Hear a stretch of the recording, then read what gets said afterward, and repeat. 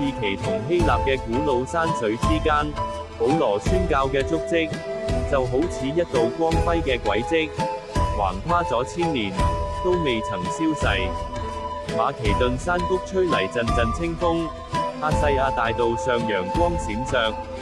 保羅，佢係一個嚟自大數嘅猶太人，千里迢迢跋涉而嚟，帶住堅定信念同希望，沿住羅馬大道，冒住塵土四起，橫過一道道城牆同港口，喺陌生嘅國度度，播低咗福音嘅種子。我哋一路行，穿過哥林多運河，聽住堅格里岸邊嘅海浪聲，嗰度嘅歷史同石頭，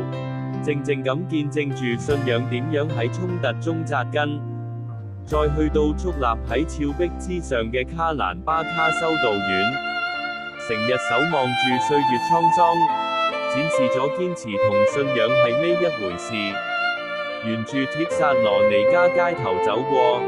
喺耶孫家門前，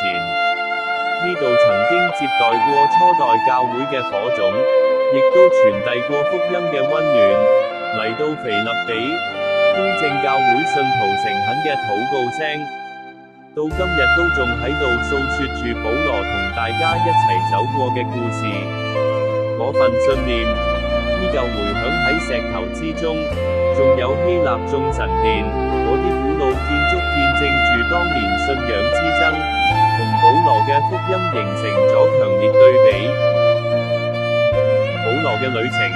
其實係一種信仰冒險，亦都係邀請我哋去探索未知世界。佢係途中遇過歡迎，亦都遇過質疑，試過坐監，同埋被流放。但每一個城市，每一次傾談，都燃點咗一個又一個生命嘅火花。尋找保羅，其實就係行一條充滿故事嘅路。喺呢啲風景同古蹟之中，我哋同過去相遇，亦都同信念同行。可能，當我哋踏上呢段旅程，真正揾嘅，